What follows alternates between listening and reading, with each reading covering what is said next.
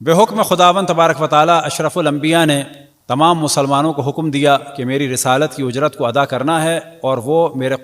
قربا کی مودت کی وجہ سے ادا ہوگی، یا قربا کی مودت سے ادا ہوگی۔ اور جب آپ دنیا میں تھے تو اسلام قرآن اور تعلیمات رسول اللہ صلی اللہ علیہ وآلہ وسلم کا نام تھا۔ اب دنیا سے جانے والے تھے تو آپ نے توجہ دلائی کہ میں تمہارے درمیان دو گراں قدر چیزیں چھوڑ کے جا رہا ہوں، ایک قرآن، دوسرے اہل بیت۔ جب تک تم ان دونوں سے وابستہ رہو گے گمراہ نہ ہوگے، یہاں تک کہ یہ دونوں میرے پاس حوض کوثر پر پہنچ جائیں گے۔ پھر زمانہ بدلتا چلا گیا، کبھی جناب سیدہ کو قتل کیا گیا،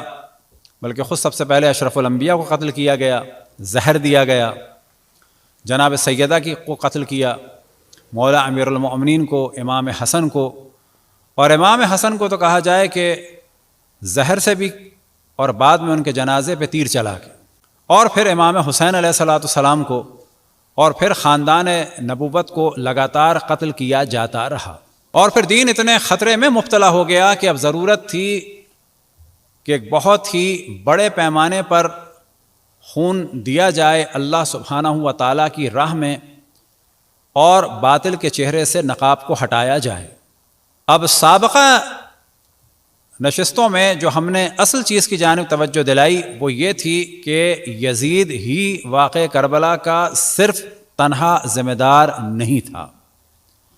بلکہ یہ ان پچھلے ذمہ داروں کے مقابلے میں عمر میں، عقل میں، شعور میں، اور اشرف الانبیاء کو دیکھنے اور ان سے علم لینے کے اعتبار سے سب سے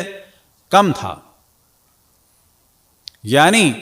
اگر سوال کیا جائے کہ جن لوگوں نے اشرف الانبیاء کے معجزات کو دیکھا اور پھر ہجر و ہذیان و بکواس کی نسبت دی، وہ خداوند تبارک و تعالیٰ کی بارگاہ میں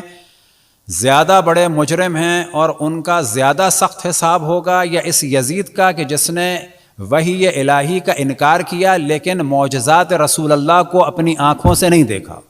تو واضح سی بات ہے کہ جس نے اشرف الانبیاء کو نہیں دیکھا، ان کے معجزات کو نہیں دیکھا اپنی آنکھوں سے، وہ اگر وحی کا انکار کرتا ہے تو اس کا جرم معجزات کو دیکھنے کے بعد، اشرف الانبیاء کی عظمت کو دیکھنے کے بعد ان کے قول کو ہجر و ہذیان و بکواس کہا جائے تو قطعاً وہ بھیانک جرم ہے۔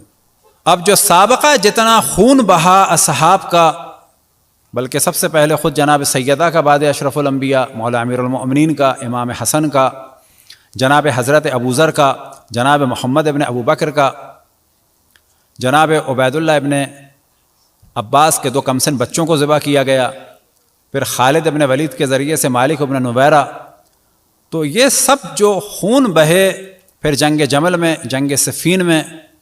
جناب عمرو بن حمہ کے خزائی کو قتل کیا گیا، ان کے سر کو نوک نیزہ پہ بلند کر کے موصل سے دمشق تک لایا گیا،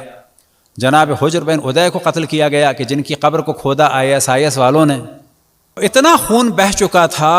اتنا ظلم ہو چکا تھا کہ اب ایک بڑے پیمانے پر ایک عظیم ہستی کو قربانی دینی تھی کہ جس کے بعد ان تمام جرائم سے بڑا جرم جو ہے وہ ثابت ہو جائے۔ اب اگر یہ کہا جائے امام حسین نے خون دیا تو ایسا لگتا ہے بہت اسموتھ معاملہ جا رہا تھا، شیر شکر، بڑی محبت، کوئی جنگ نہیں تھی، کوئی جدال نہیں تھا، کیونکہ یہ دشمنان اہل بیت کی پالیسی ہے کہ ان کے جرائم کو چھپایا جائے۔ فتویٰ کیا دیتے ہیں؟ مشاجرات صحابہ کو بیان کرنا حرام ہے۔ شیعوں کا کیا جرم ہے کہ ان چیزوں کو بیان کرتے ہیں، وَإِلَّا ہم گالی نہیں دیتے، توہین نہیں کرتے کبھی کسی کی۔ اور ان جرائم کا بیان کیا جانا تعلیمات قرآن، تعلیمات رسول اللہ صلی اللہ علیہ وسلم اور تعلیمات اہل بیت علیہم السلام کے مطابق ایک اہم ترین کام ہے کہ افسوس کے ساتھ خود ہمارے علماء بھی اس جرم میں بعض دفعہ شریک ہیں کہ حقائق کو بیان کرنا برا سمجھ رہے ہیں۔ تو اب آپ یہاں سے سمجھ لیں کہ 50 سال کے بعد اتنے حالات خراب ہو چکے تھے کہ اب بڑے پیمانے پر کسی ایک بڑی ہستی کا خون نہیں جانا ہے، ایک بڑی ہستی کا خون ایک بڑے پیمانے پر قربانی ہونی ہے، یہ ہے کربلا۔ وَإِلَّا شہادت تو جناب سیدہ سے بڑی تھوڑی ہے، امام حسین کی، مولا امیر المومنین سے زیادہ تھوڑی ہے، امام حسن کی بھی ہو گئی، جنازے میں بھی تیر چل گئے۔ لیکن اب ایک